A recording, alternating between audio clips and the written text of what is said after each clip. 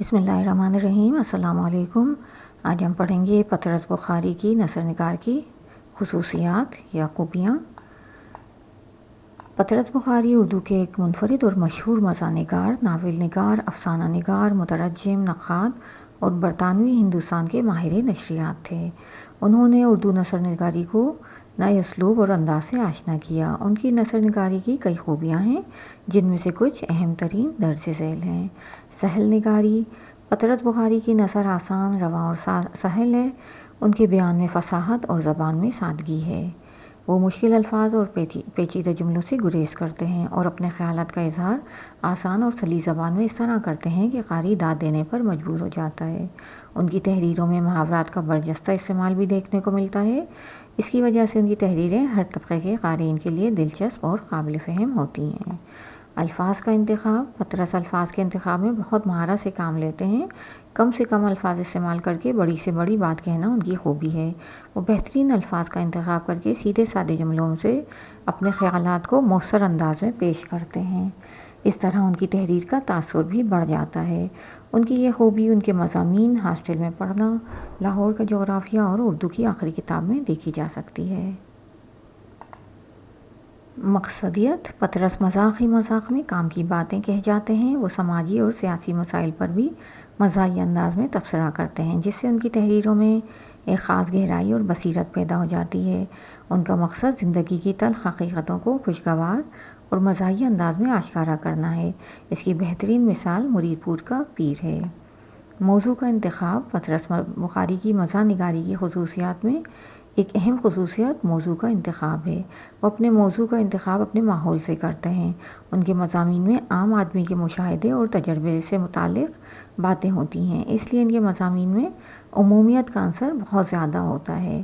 پطرس کی یہی عمومیت ان کو دیگر مزاح نگاروں سے جدا کرتی ہے، یعنی کہ عام لوگوں کی باتیں کرتے ہیں، عام لوگوں کے مسائل ہوتے ہیں اس میں، جیسے کہ ان کا آپ کے بک میں ہے سویرے جو کل آنکھ میری کھلی، تو جس طرح انہوں نے عام طالب علموں کے بارے میں بتایا ہے، ان کی پریشانیاں کہ کس طرح ان کو پڑھنے میں مشکل ہوتی ہے، تو وہ آس پاس کے لوگوں سے موضوع کا انتخاب کرتے ہیں دیکھ کر۔ پھر ہے کردار نگاری۔ پطرس بخاری اپنے کرداروں کو بڑی مہارت سے تخلیق کرتے ہیں۔ ان کے کردار جذبات اور خیالات کو بڑی وضاحت اور تفصیل سے پیش کرتے ہیں، اس لیے ان کے کردار زندہ اور حقیقی لگتے ہیں اور قاری ان سے ہمدردی محسوس کرنے لگتا ہے۔ افسانوی انداز۔ پطرس بخاری کے اسلوب کی ایک اور خصوصیت ان کا افسانوی انداز ہے۔ چونکا دینے والا آغاز اور خلاف توقع اختتام کے ساتھ ساتھ واقعات کا بیان ان کی تحریر کی خوبی ہے۔ وہ معمولی بات کو بھی غیر معمولی بات کو معمولی بنانے کا فن بھی ان کی تحریروں میں کہیں کہیں نظر آتا ہے۔ وہ مضمون کا آغاز نہایت خوبصورتی سے کرتے ہیں، جو بڑا دلکش ہوتا ہے۔ یہی دلکشی قاری میں تجسس پیدا کرتی ہے۔ شائستہ مزاح نگاری۔ پطرس بخاری کی مزاح نگاری میں تمسخر اور طنز نہیں نظر آتا۔ ان کے مزاح میں شوخی اور لطافت کی پاکیزہ آمیزش ہے۔ اس میں اتنی تلخی نہیں کہ طنز بن جائے اور اتنی کھلی ظرافت بھی نہیں کہ متانت سے گر جائے۔ ان کا لطیف مزاح ان کے انوکھے زاویہ نظر سے پیدا ہوتا ہے۔ یہ مزاح پطرس کی غیر معمولی ذہانت اور شگفتہ طرز بیاں کا آئینہ دار ہے۔ اپنی تحریروں سے انہوں نے ثابت کیا کہ شائستہ اور عمدہ شگفتہ نگاری کیا ہوتی ہے۔ آپ نے دیکھا ہوگا اپنے سبق میں سویرے جو کل آنکھ میری کھلی، طالب علموں پہ انہوں نے مزاح سے کام لیا، لیکن کہیں طنز نہیں تھا جو طالب علم پہ کہ دیر سے اٹھنا یا نہیں پڑھنا، صرف مزاح تھا، اور وہ بھی شائستہ، ایسا نہیں تھا کہ برا لگے۔ معاشرے اور زندگی کا تجزیہ۔ پطرس بخاری نے اپنے ارد گرد کی دنیا کو بہت گہرائی سے دیکھا اور سمجھا ہے، اور پھر اپنے مشاہدات اور تجربات کو اپنی تحریروں میں بڑی مہارت سے پیش کیا ہے۔ ان کی تحریروں میں ہمارے معاشرے اور روزمرہ زندگی کا بھرپور تجزیہ ملتا ہے، لیکن اس تجزیے کو انہوں نے روایتی انداز میں لکھنے کے بجائے مزاح کی صورت میں لکھا ہے۔ مثال کے طور پر سویرے کل جو آنکھ میری کھلی، جس میں ہمارے آس پاس کے ماحول سے لیے گئے ہوئے ایک طالب علم کی کہانی بیان کی گئی ہے۔ اس طرح کے کرداروں کو پڑھ کر قاری کو محسوس ہوتا ہے کہ یہ سب کردار اس کے آس پاس ہی بستے ہیں۔ اس وجہ سے ان کی تحریروں میں پائے جانے والے کردار قاری کو برسوں یاد رہتے ہیں۔ طرز تحریف نگاری۔ پطرس بخاری نے اپنی تحریروں میں تحریف نگاری کو انتہائی مہارت سے استعمال کیا ہے۔ تحریف نگاری پیروڈی دوسری بکس وغیرہ کی انہوں نے مزاحیہ انداز میں اس کی نقل کی ہے۔ ان کی تحریف نگاری کی جھلکیاں ان کی تصنیف اردو کی آخری کتاب میں دیکھی جا سکتی ہے۔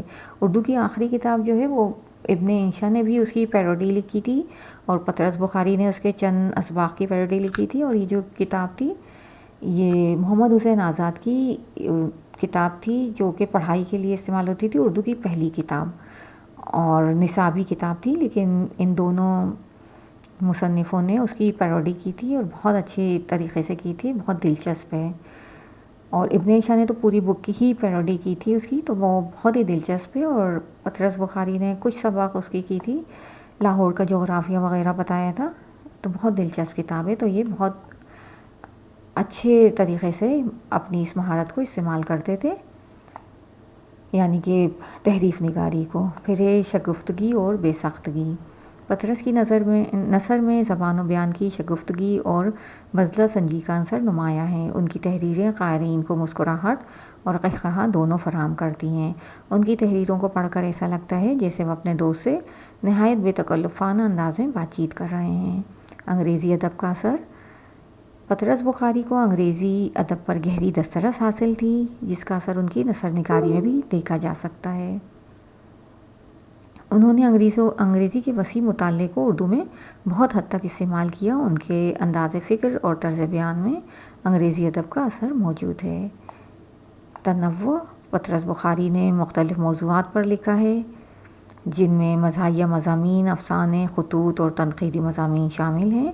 اس کے علاوہ انہوں نے انگریزی ادب کا ترجمہ کیا، اردو کے قارئین کو ابتدائی یونانی فلسفے سے متعارف کروایا، اور اس کے ساتھ ساتھ سیاسی موضوعات پر بھی قلم اٹھایا۔ انہوں نے ہر موضوع پر نئے اور منفرد انداز میں لکھ کر اردو نثر میں تنوع اور جدت پیدا کی ہے۔ اور فی آخر پطرس بخاری کی نثر نگاری کی یہ خوبیاں انہیں اردو ادب کے دیگر مزاح نگاروں سے ممتاز کرتی ہیں۔ ان کا تخلیق کیا ہوا مزاحیہ ادب ہمارا سرمایہ ہے، جس میں سے کچھ اسکولوں اور کالجوں کے نصاب کا حصہ بھی ہے، جو یقیناً آنے والی نسلوں کے لیے ہمیشہ موجود رہے گا۔ یہ تھی پطرس بخاری کی نثر نگاری اور اس کی خوبیاں۔ ظاہر ہے ان کے کلام میں اور بہت سی خوبیاں موجود تھیں جو کہ ہم سب نہیں لکھ سکتے، کچھ ہی لکھی ہیں۔ ان میں سے آپ کو امید ہے یہ سمجھ آ گئی ہوں گی۔ اس کے علاوہ بھی آپ کو ان کے جو بھی سبق وغیرہ پڑھ کے جو بھی ان کی خوبی نظر آئی ہو، آپ وہ بھی امتحانوں میں لکھ سکتے ہیں اور ان کو بھی یوز کر سکتے ہیں۔ امید ہے آپ کو یہ سمجھ آ گئی ہوں گی ان کی نثر نگاری کی خوبیاں، تحریر کی خوبیاں۔ ویڈیو پسند آئی ہو تو لائک کریں، شیئر کریں اور چینل کو سبسکرائب کرنا نہ بھولیں۔ Thank you for watching. اللہ حافظ۔